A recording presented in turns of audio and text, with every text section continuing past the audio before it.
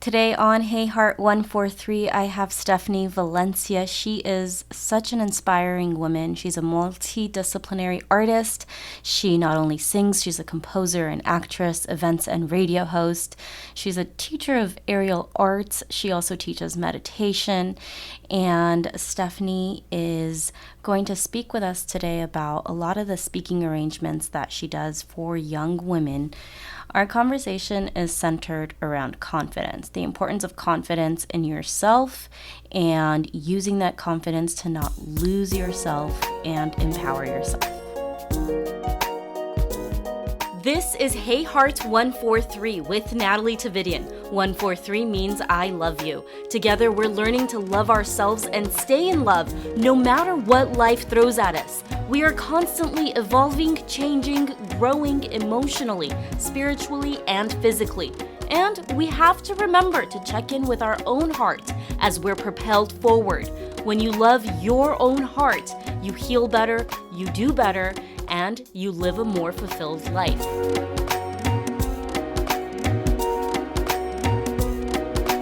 So welcome to Hey Heart 143. I'm here with Stefni Valencia. She is a multidisciplinary artist. This girl, we connected the minute I met you. Yeah. I just could tell you are so grounded, and you just oozed confidence. Oh, well, thank you. And like love. I don't know what I felt, but I immediately felt a connection with you. And Stefni, you are a composer, you're an artist, you do events, you're a radio host as well. Yes.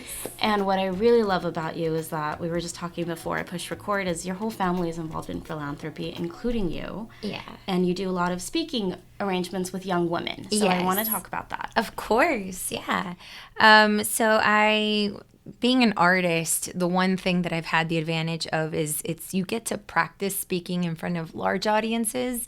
So once you get a smaller audience and you have just a focal point, it's not so much that you're trying to grasp their attention. It's you just have to hold it because they already have at the moment, you're scheduled to speak. And that is one thing I love is being a motivational speaker. And what's funny is I started actually really young, which I did not expect. I had this gentleman, his name was Jim. And Jim, he had a conversation with me and he was shocked and he asked me about friendships and whatnot. I said, well, I had to start by being my own best friend. And he just loved that. And he's like, you need to come and speak to some of my students. And took me when I was in junior high to go speak to an elementary school. And it was a women's conference. And then I was in junior high. And then I went to high school and I continued doing junior high, elementary, and then I did one that was kind of multi-generational. It was women, moms. They really wanted to encourage like mom and daughter relationships. And I've gone to areas where there's not really a strong support system. So at-risk kids, I was a youth advocate for Children's Hospital Los Angeles, dealing with at-risk youth. And I loved it. It was something that really called to me because you kind of have to be fearless and know who you are, because women can be brutal. That's brutal to each other. Especially in middle school. That's such a crucial age. Like, I look back at middle school and I was kind of the kid that wanted to do something else, so I didn't have to pick a side when there was an argument. Like, oh, leave me out of this. I'm out. I want to do something else. But I love what you say about being your own best friend. Like, how did you know at such a young age how important that self-love is? I didn't really fit in. When I was in elementary school, I was really petite in comparison to most of the kids in my class as far as like stature, like height. I didn't really speak English and I didn't speak it well. I just had to learn to not care what other people think. And I grew up luckily with boys that are a lot older than me, and I'd see them pick on each other all day long. And so it became me learning like, oh yeah, everyone's going to be like that. And I got to be able to be tough. And, and so I, believe it or not, in junior high, I was the girl that was every boy's friend. And so I was the girl that was at all the boys' birthday parties, the only girl that was invited. And I was like the cute the best way I could put it is like the cute little boy that they invited, but wasn't a boy. And to this day, I have a friend of mine. He's one of my closest friends, and he was the kid. I became like, anytime somebody would pick on someone, I wanted to just step in and like, hey, knock it off. I don't know what it was in me that I could not stand bullying when I was a child. Yeah. I remember one time I was playing on the rings, and I was that kid. I'd hang on the monkey bars all day by myself. I was very content, and I'd play on the swings. And it wasn't like nobody wanted to be your friend. No, or that you were lonely. You were fine being alone. And so it just became one of those things I had to learn also a hard way, because I didn't fit in. I didn't grow up with the same concept that a lot of the kids in my elementary school had. The same outline. I didn't grow up with the same cartoons. I didn't have that. So I couldn't really relate. And to them, I was more of like this interesting kid that spoke Spanish. And so my gift was, hey, Stefni, how do you say that in Spanish? But I would hang on the monkey bars. But one time, there was these older girls. I'll never forget this. We had rings in our school in the jungle gym. And they were picking on this girl who was smaller than me. And she was my year. And you were pretty petite as a kid. Yeah, and she was really petite. So I got really angry. So I got in trouble. I got detention because I decided, I had learned if I go on the rings and I swing them hard enough, I can flip them. And I was that kid. I was like, okay, like if she can't play on the rings, then nobody can play on the rings. And so I like went down the rings and flipped every single one. And someone told on me and I got in trouble. And my mom was like, why would you do that? And I said, because they wouldn't let someone play on the rings. So if she can't play, nobody could play. I love it. You were standing up for someone at such a young age. And so I was not very popular per se, as like, I was a little kid that was feisty and was not going to be pushed around. Uh-huh. But I had to learn to be my own best friend and be happy with who I was. Mm-hmm. And that was one thing that I am very grateful. I grew up with such strong women in my life who kind of instilled that in me, where it's, you're never going to fit in. Like, you're a minority, you're a female. My grandmother's mentality was more men against women, not women against women.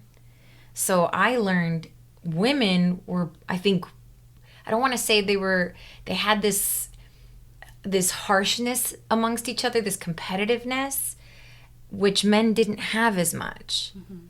Men just go look at you and say, well, you can't do that because you're a girl. Girls, it was, I'm going to put you down so then I can even psych you out that you're not going to be able to do it. But that does follow us with age, too. It does. Women have to consciously be like, listen, we are all in this together. Exactly. And so I would see that where women were not, they weren't holding each other up. They weren't lifting each other up at all. And so that became my strong suit when I started speaking to young girls in junior highs. It was, okay, let's get down to the nitty gritty and let's be real. Because there are more girls out there who are more themselves on the toilet than they are in real life, because they're so focused on, I need to make either a boy happy or this group of girls happy or somebody else happy to fit in. You don't think about yourself. You don't think about yourself at all. It's easier to pretend than to be disappointed with them being unhappy with who you are naturally. So everything you experience in middle school, when you go and you're speaking to middle school aged and you set up to what's the age range? Now I do any age group from elementary to high school, even adult. Okay. I do adults as well now. But do you see those same dynamics? Oh, yeah. Definitely. They don't change.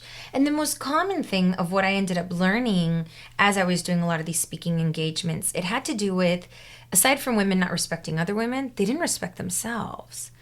And that's where I started to really focus on like my conversation with groups of girls. It became knowing who you are, being happy with who you are, waking up in the morning. If I were to cut myself down into teeny tiny pieces, would I be able to identify every single piece of myself?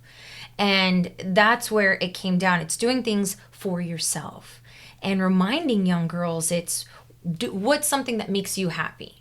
what is it? And I would notice like some girls would like look around like, I don't want to say. I'm like, there's no judgment here. This is a judgment-free zone. Or I don't even know. I haven't thought of it. I haven't thought about it. Been too busy impressing everybody else. Exactly. Or trying to figure out how the world is viewing me, right? Right. And one of the things that I started then to do, and on top of self-confidence, was with adults and high school, it became job interviews.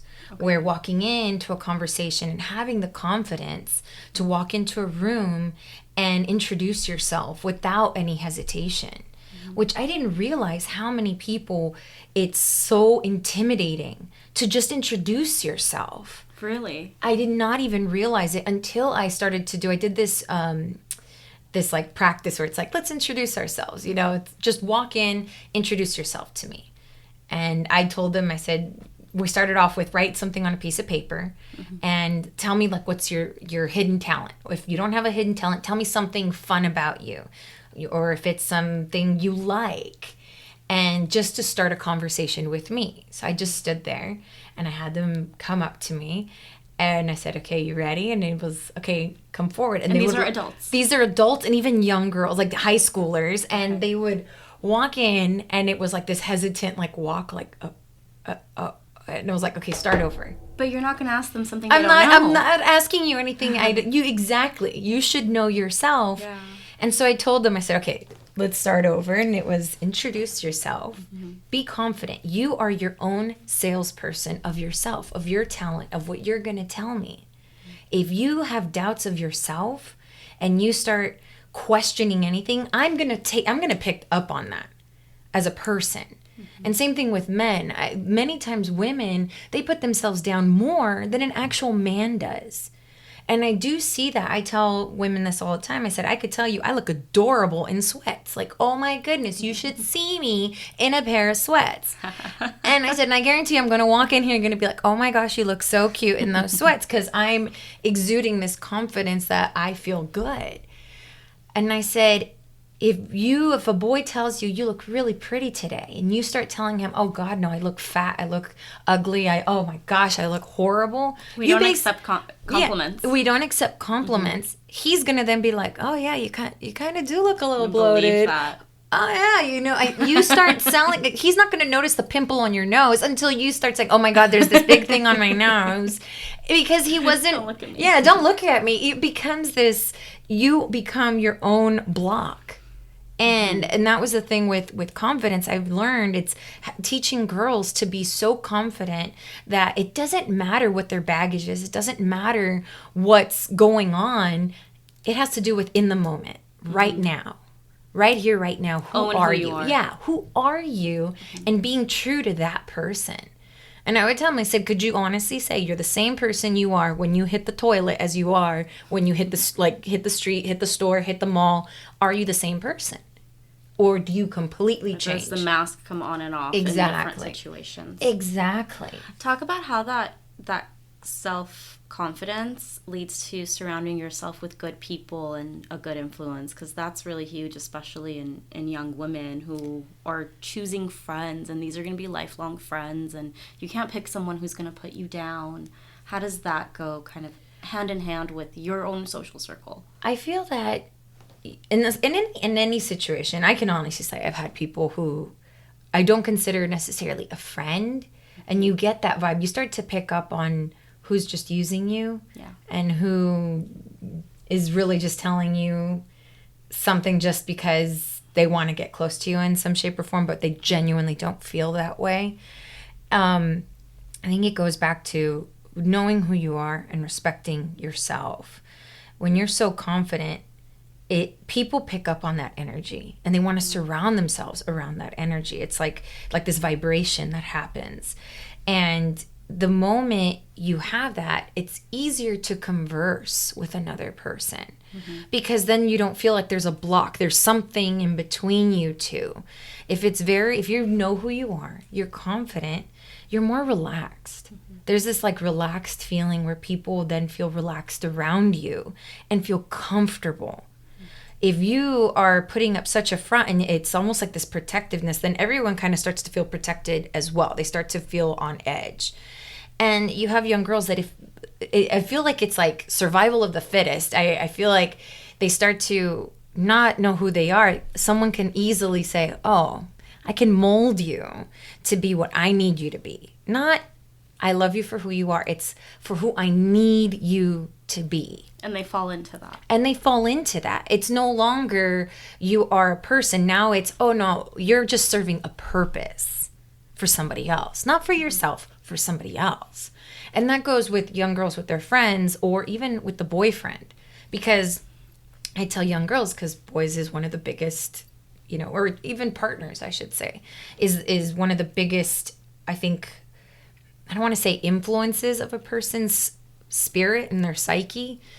I feel that if a girl's not sure of who they are, they start to get lost in somebody else's aura, in somebody else's world. They get kind of like vacuumed, and they start losing their friends. They start changing who they are. They start changing what they like. And I tell them all the time, I said, for young girls, I said, a boyfriend or a girlfriend is a friend first. If you can't have them be your friend first, then how do you expect them to be anything more? I love that. Because that's, I think, the hardest thing is knowing what you want in your life. What do you consider your friend? Like, what falls into that category to you? Is it just someone who is going to use you when they need you, and someone that's going to take your money because you're going to pay for this, someone that's going to have you pick them up because you have a car? So far, I haven't heard anything of how this friend is beneficial to anything of your aura, your energy, because this friendships, any relationship is energy. So are you just getting vacuumed in and it's just sucking the life out of you? Or is it that it becomes, I'm a person, you're a person, and we're going to grow together like two trees. We're going to grow side by side, and we're going to keep continuing to grow and provide each other support. The branches will support each other. Or are we going to overshadow each other, where then I'm not going to get any sunlight and I'm going to have shadow and I'm going to start to wither and die? It's a very extreme way to think about it, but I feel it that does slowly get to that point when you do let somebody control you that much. Exactly. And you allow that. And so I feel like with young girls and even boys, it's about really knowing who you are, knowing what you want, and knowing what you deserve. Because that's the other thing, is when you're so confident and you're so in tune with who you are, you're not going to put up with accepting what's less than. You're not going to settle. You're going to keep reaching, and you're going to have strong, positive people around you wanting more for you. Because that's ideally the situation. People that really genuinely love you, they want more for you. They want you to reach for the stars. They're not going to keep trying to weigh you down, saying, oh, no, you can't get above me. Why? So now I'm serving a purpose. Now I'm serving the purpose of helping your ego, where you're always going to feel better than. That goes back into need. I'm supplying somebody's need. That's not a friendship. That is me providing a service. And people do like to feel like they're helping. Exactly. Yes. Especially if they are a people pleaser and a giver. Right. Exactly. But that goes, you're doing stuff for everybody else, not for yourself. It no longer becomes, how am I growing as a person? Because you can help other people without it being a life force sucker, Yeah.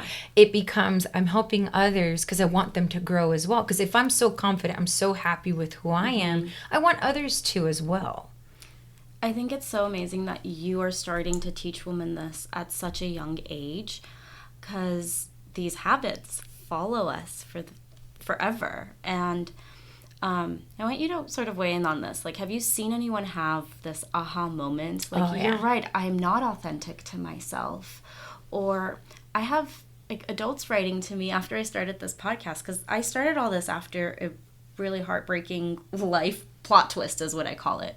And put myself together, I'm doing everything that's good for my soul. But people are always asking me how do you find your authentic self when you're losing it? So I want you to weigh in on those aha moments you've seen young people have. One of the or even adults. One of the ones, I think my favorite was, I was in high school. That's when I was like, okay, I need to keep doing this. Because at one point I was like, am I actually helping? Am I touching lives? Am I helping anybody, or am I just becoming like a preacher here? You know, it's like, I don't want to be that. I want people to want to ask me questions, want to feel like, oh, like I want to grow for myself. You know, I wanted that for them. I didn't want it to be, well, Stefni said I should do this. No. Don't do it for me. Yeah. You know, do it for yourself.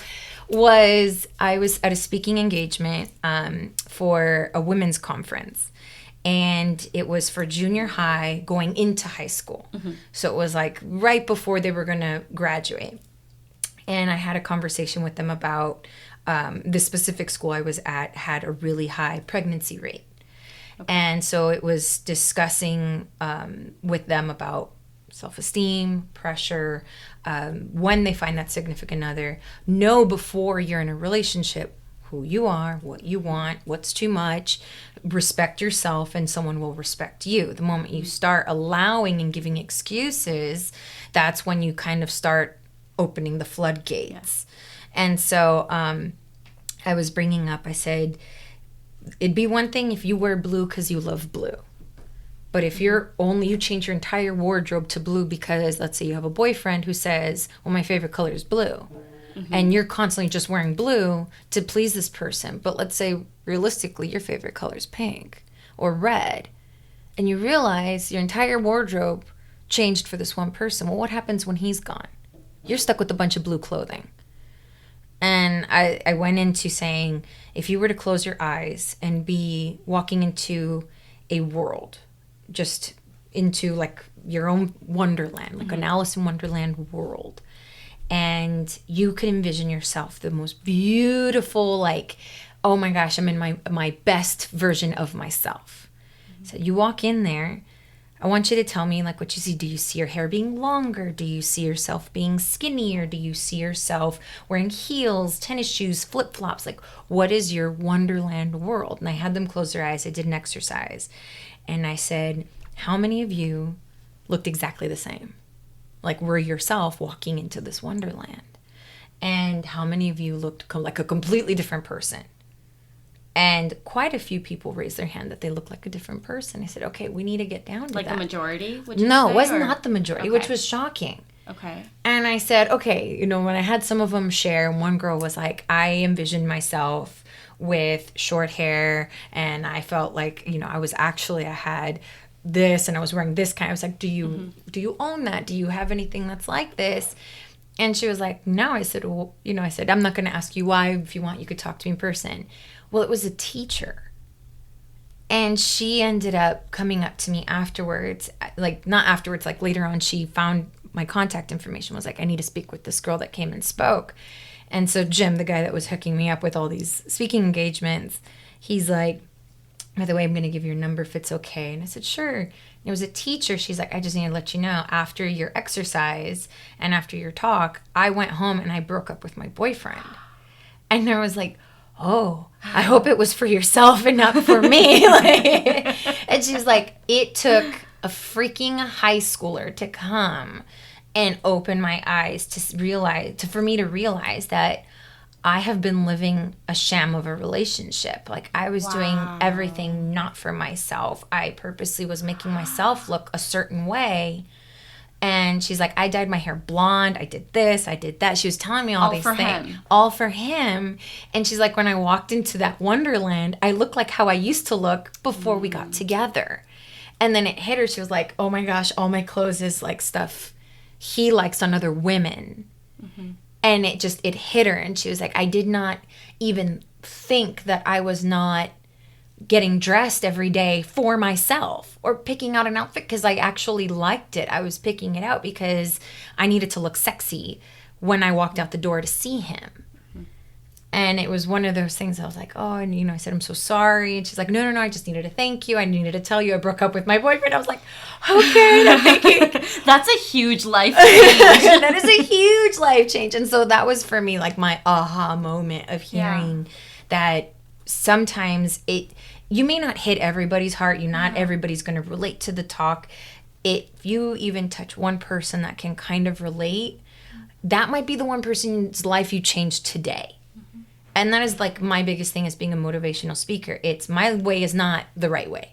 My way is just my way. And it's hopefully you will develop your own way of looking at life, but it's your way of looking at life. Because that, I feel, is where that self-confidence, where that identifying who you are comes into play, is what is your outlook on life? Yours. Your friends, how are they your friends? Not what do you serve in this person's life? Yeah. If you're just their friend, that is beautiful and that's fantastic. But if it's, oh no, it's because they need me for X, Y, and Z. Mm-hmm. Okay, well, what if they don't need you for that anymore? Are you still their friend? Are they still going to call you even when things are fantastic and thriving? Or you served your purpose and now you're not needed? And I feel that has a real big role that it plays in women in their relationships. And that's why junior high, I feel, is like a crucial point, because that's when they start to find their cliques in high school. And that's when they also start to, I feel, really own who they are. It's like, okay, I want this for myself. Like, what do or you build an image of Yes. who others think they are. So you need to stop that before they lose that authentic self, right? Exactly. I mean, I'm wearing overalls right now. I love overalls. Doesn't mean it's the cutest thing that everybody else likes, but I like it for me. And you're rocking it. And I look adorable. I love it.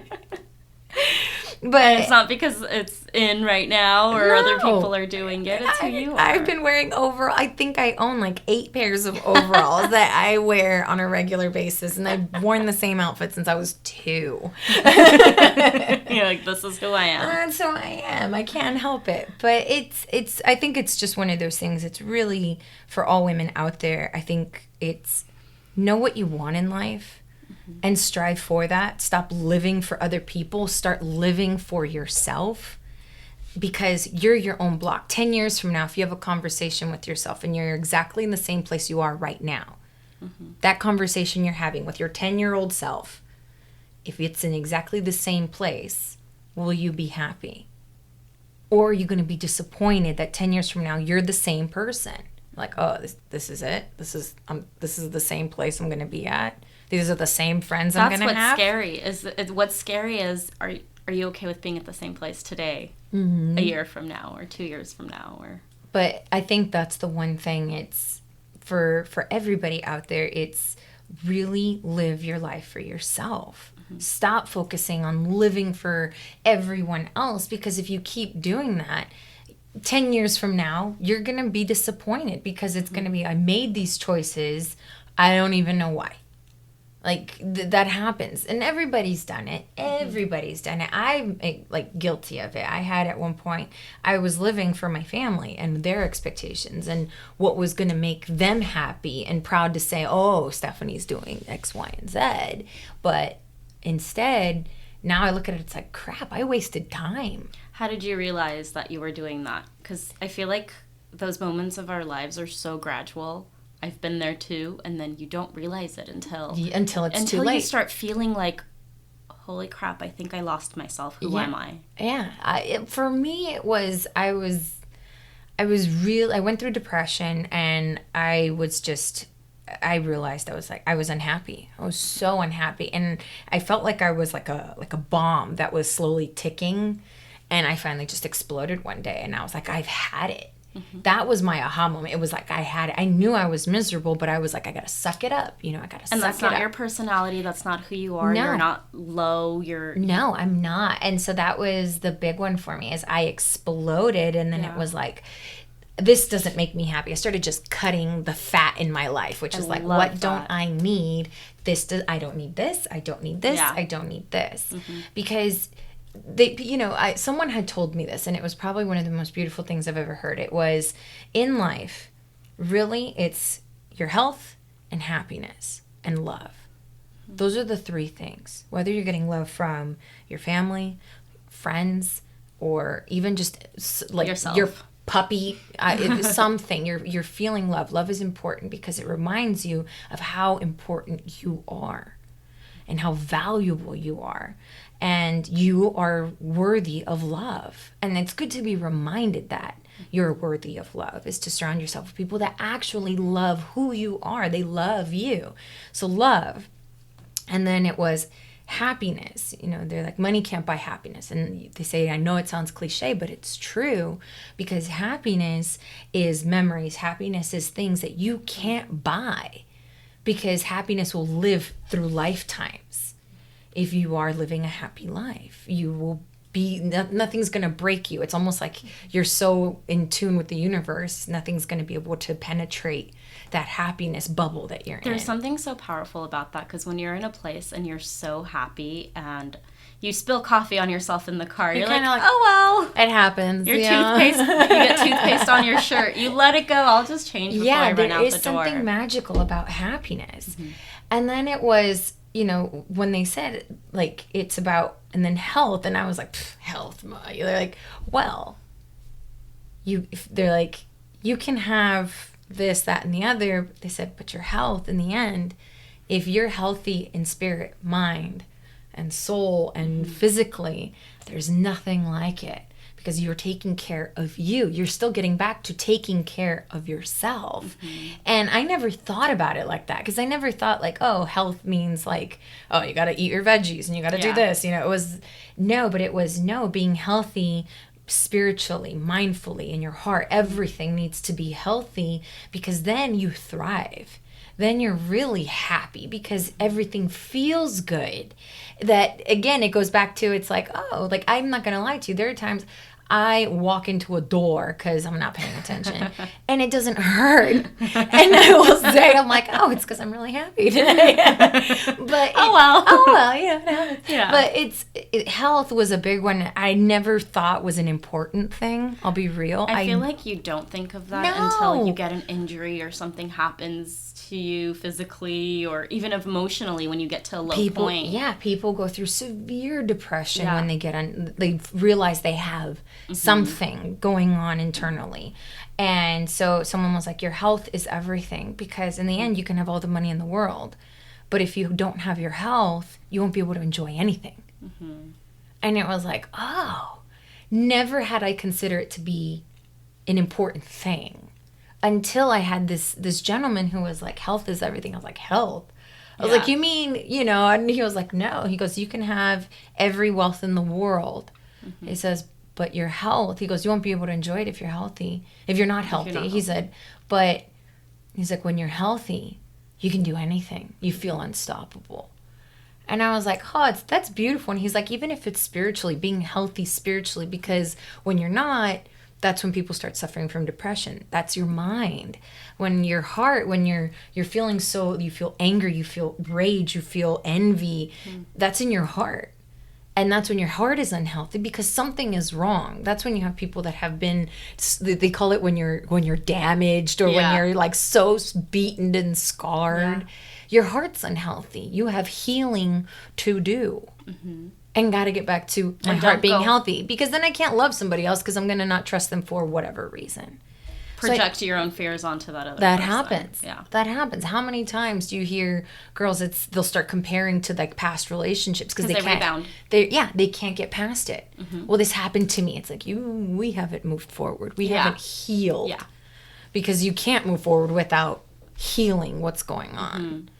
But the health thing was something that I never really considered to be such a powerful thing in my life until someone brought it up to me. And I was like, you know what, you're right. And you start feeling grateful. Yeah. You start really appreciating certain things in your life. But how do you stay grounded? I know you have a very busy lifestyle. I don't know. Staying grounded is a funny thing to me, because the big thing is breathing. I'm not even going to lie.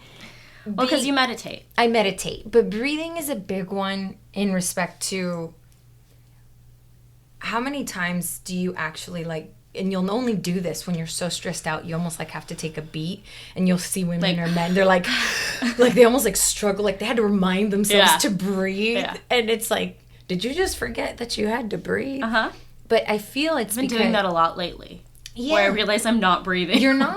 Oh my goodness. Because it is, it's, you carry your stress in your shoulders. And what happens is when you carry your stress in your shoulders and your back, you start to almost like crunch yourself. I've had to constantly remind myself. Yeah, you start to almost like crunch yourself and hug yourself. So then you're not really getting the full capacity of your oxygen. Your lungs aren't open. They're not open. You're kind of like collapsing into like back into a fetal position, which is everyone's protective state, is to go into the fetal position.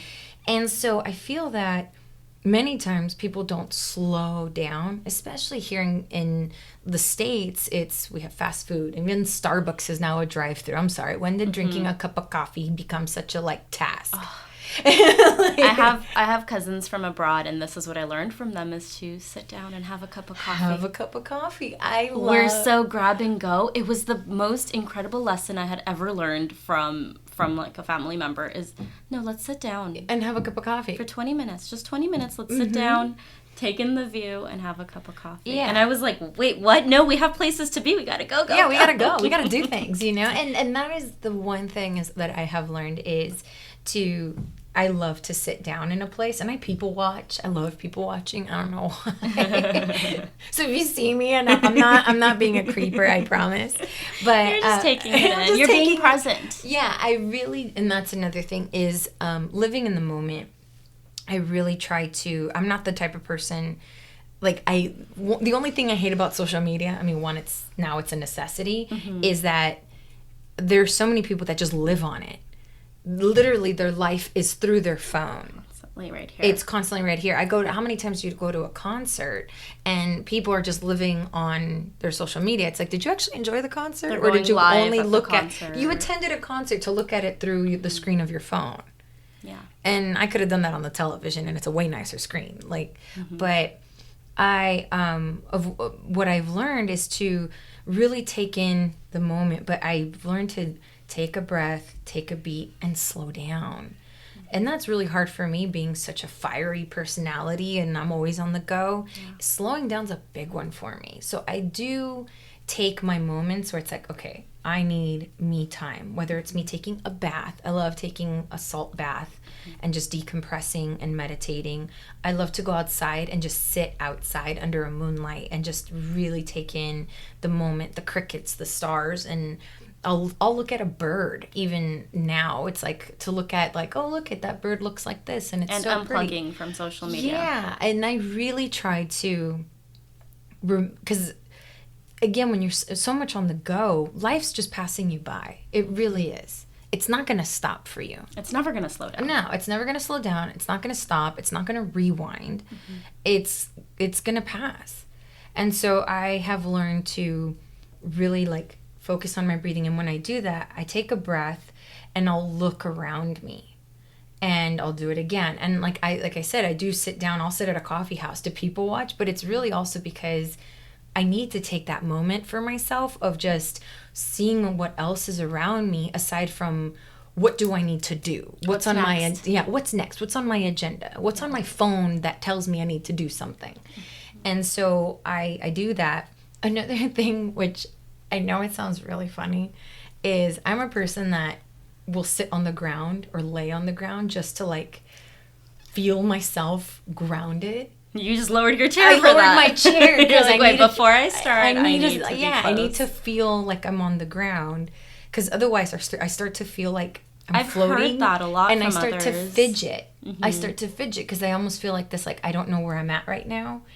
And so I've learned, like when I sit somewhere, I want to feel present. I want to feel like where I am.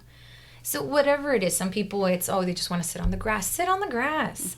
I smell flowers. Every time I go to the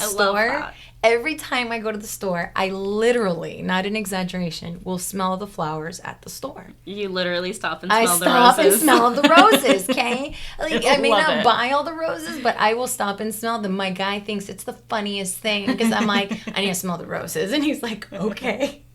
And I'll even touch them. It's just, I don't know what it is. And I really try to get back to me and what I want and what I need in life, because that goes back into it of, am I fulfilling for myself? Am I living a fulfilling life for myself? Because life is short. It's going to pass me by. And I really try to make time for my friends. Even though it's busy, I will make time. I give them even like, these are my multiple days I'm available, and I'll put it in my calendar. And I'll clear my day just for in case they need to talk, or if we can hang out and have a cup of coffee. It's making time to communicate with the outside world. Wait, not on your phone, not through text. With other people, because everything is Face-to-face, so what? personal, and it kills me. It is. When we need that now. We need that face-to-face more than ever. Yeah, and that is, I feel, what gets me back to me, where it's like, oh, I did something that was not like so crazy. But yeah, so I advise for anybody to stay grounded. It's sit down, have a cup of coffee with a friend, let your feet touch the ground. Don't just be in your car, be on social media. You're not on the ground. Touch the ground. Take a day if you need to sleep in because it's your body needs it. Do it. If you are craving one of your favorite meals, enjoy your favorite meal. Make time for yourself, because the little things that are going to bring you happiness and bring that smile to your face, I guarantee you it's going to change your day. That's a big one for me, at least for me. It may not be for all of you, but maybe it will be. It seems like tiny reminders, but I think it's so important for people to hear, to set all that aside for them. Yeah. At least I feel like, it doesn't have to be a person that's toxic in your life that you surround yourself with. Again, I don't know your relationship, but because some people, it's, I need to be here for so-and-so, and this goes back to fulfilling other people's needs. What about your own? What about your own needs? Because it goes back to like how this gentleman who had told me, your health is everything. Where is your health mentally, spiritually, physically, in your heart? Are you breathing? Breathing's going to slow down your heart rate. That's how people have high blood pressure. Stress can really take a toll on your body, everything. Take a beat and take a breath for yourself. If you can't do much for yourself, if you're not, start with even just the simplest thing of breathing for yourself and taking just even a minute pause. Because that is, I feel, the hardest thing that people do is taking a pause.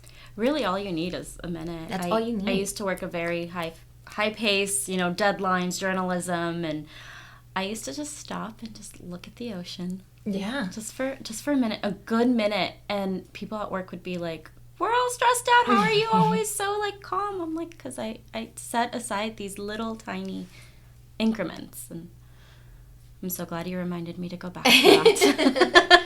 It's important. I'm sitting here taking deep breaths. It's like you do need reminders to get back to. You don't realize it. If whoever's listening, take a breath right now. Literally take a deep breath in, hold it for 3 seconds, and exhale it slowly or naturally. And you'll realize it's like, oh my gosh, when was the last time I did that? It's ridiculous that we need to remind ourselves to take a deep breath. Yeah. But there's a reason people are like, take a breath whenever you're so angry or frustrated, stressed out, crying. Tell a little kid, it's like, breathe. I had to tell my niece that the other day because she was wanting to cry and she was talking to me really fast. And I was like, okay, take a beat, breathe. I'm going to listen to you, slow down. She was like, aw, cutie. And that calmed her down. Oh, totally. Then it was like, okay, well, this happened. Okay. See, we start those habits at such a young age. Yeah, it really does. Because, everybody, let's go, let's move, everything's a deadline. Everything is, I have to beat traffic. I have to beat my time that I need to be there. And now lunches are no longer an hour. Some people's lunch is a 15-minute lunch. Because it takes them 15 minutes to go get lunch, and then they're eating it in 15 minutes, and then they're back at work. If they take it. Yeah. And that's, for me, it's ridiculous on how much we feel we're in such a rush to live our life. But, I love that. Yeah. I don't know. That's one thing I feel that everyone needs to find what centers them and just take, even if it's once a month, to do it. Just do something for yourself, even if it's once a month. Start with once a month and then try to make it once a week than try to do it every day. And I think it's really important to notice, like, have you lost what you love? Have you lost yourself? Yes. Yeah. Because you'd be surprised. Go to your Wonderland. Like the teacher that, go to your Wonderland. What is your ideal world? Like, look at it. See your ideal world. Look at it around you. Who's there? Who's in your ideal world that's going to bring you, like, the most, your own Disneyland, your own happiest place on earth. And walk into this, like, envision there's like a wall of, like, water. And you're going to step through it and get rid of whatever you don't need. Step through and tell me, tell yourself, go evaluate what's not there. What is the same? What's not the same? And did you kind of, if you brought baggage with you, did it change your Wonderland a little bit? Like, was it not what you expected? Okay, then we got to go back. Yeah. There's going to be a time you're going to finally see your ideal, like, place. And once you find it, it's striving to get there. I just got my hair cut, and my hairstylist was telling me that her own son reminded her that she had lost herself. Like, this 10-year-old boy. She goes, Mommy, you used to sing all the time, and you've stopped for years. And it was the years that she was with the wrong man, and she let go of that part of her life after. Yeah. And it's like, like you mentioned, like the kids and how important it is for that. He was so wise that he reminded his mom of who he is. And that is amazing. That is amazing that he noted. Again, that's love. That is love. It's, I want to see you happy. Those that love you and truly want to be in your life want to see you so happy that it brings them joy to see you happy. It's not going to make them upset or envious of the fact that you are living your fullest life and you're happy. They're going to instead be like, what are you doing? Help me be happy just like you, instead of, well, you shouldn't be doing this because of X, Y, and Z. Yeah. And, instead it should be them wanting to strive to be as happy as you are. If you have people that are bringing you down, you don't need that. You don't need that. You can socialize, but there's some people you need to love from afar. And that I think is really important. Well, speaking of love, I loved having you on Hey Heart 143 today. Tell our listeners where they could find you, website, social media. Social media is at Miss Stefni V, and it's MSSTEFNIV. And then my website is my name, www.stefnivalencia.com. Thank you so much, and I'll have all of that on my show notes. Thank you guys so much for joining our conversation today. Thank you. Thank you. Thank you again, everyone, for spending time with me today at Hey Heart 143. 143 means I love you. Tell your own heart I love you. And if you have a moment, please head over to iTunes and rate this podcast. The more people that rate it, the more people can find it and hear our inspiring stories. And thanks again for Stefni Valencia for joining us.